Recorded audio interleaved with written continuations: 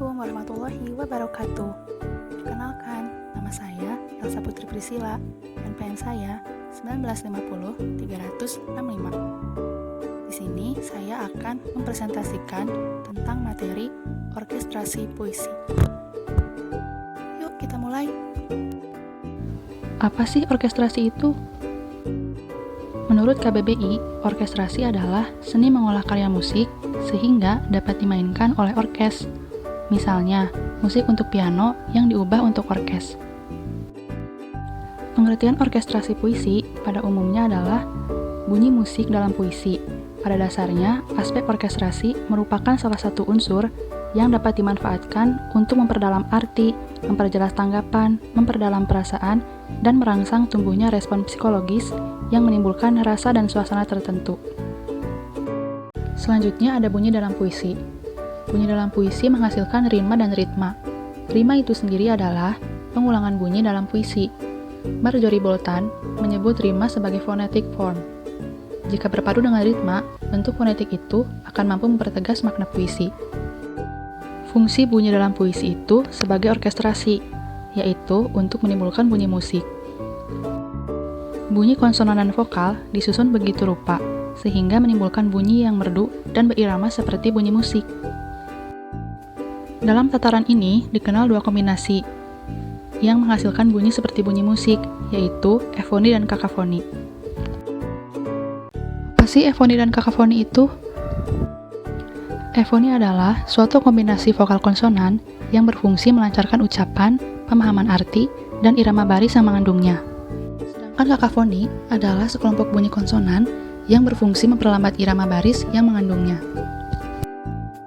Selanjutnya, ada kiasan bunyi dan rima. Bunyi yang dihasilkan oleh alat ucap manusia dalam puisi dimanfaatkan untuk peniruan bunyi onomatope, lambang bunyi, dan kiasan bunyi. Yang pertama ada onomatope. Onomatope berarti tiruan terhadap bunyi-bunyi yang ada. Onomatope ini dipilih oleh penyair dengan harapan dapat memberikan warna suasana tertentu seperti yang diharapkan penyair.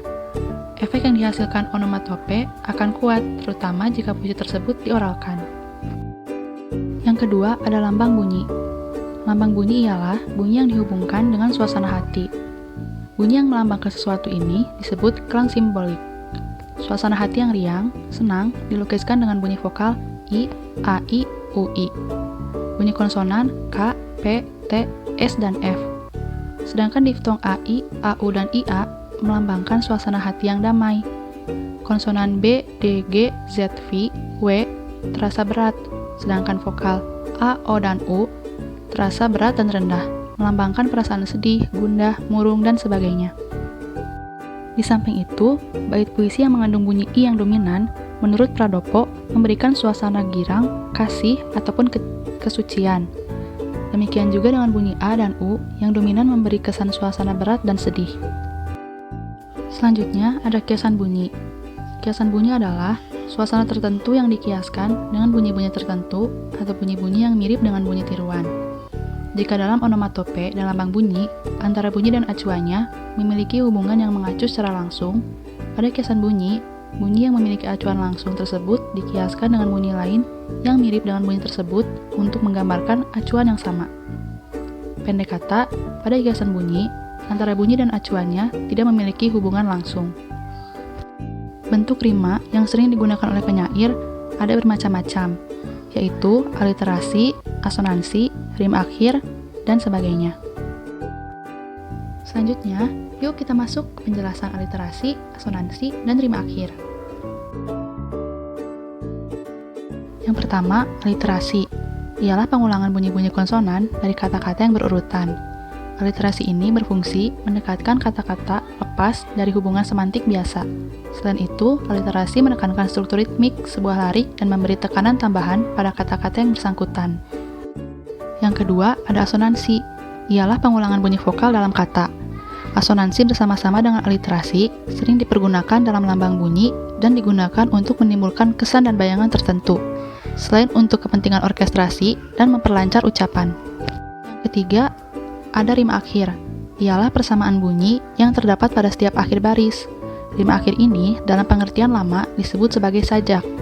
Rima akhir akan memiliki nilai puitis jika di dalamnya memiliki daya yang kuat untuk menimbulkan pengertian atau suasana tertentu dan hakikat puisi. Nah, yang terakhir ada irama puisi. Dalam puisi, selain masalah orkestrasi puisi, kiasan bunyi, dan rima, masalah lain yang tak kalah pentingnya dengan masalah-masalah yang telah dibicarakan, terutama yang menyangkut masalah bunyi, yaitu irama. Sebetulnya, irama dalam puisi hampir sama dengan irama dalam musik, karena keduanya ditentukan oleh ukuran waktu atau tempo. Perbedaannya, jika dalam musik, ukuran tempo itu betul-betul bisa mandiri. Dalam puisi, ukuran tempo tergantung dari banyaknya bunyi, suku kata, baik pada kata, frase, maupun kalimat dalam setiap baris. Baik, mungkin segitu saja materi yang bisa saya sampaikan. Mohon maaf bila masih ada kekurangan atau kesalahan kata. Semoga materi ini bisa bermanfaat bagi kita semua. Terima kasih. Wassalamualaikum warahmatullahi wabarakatuh.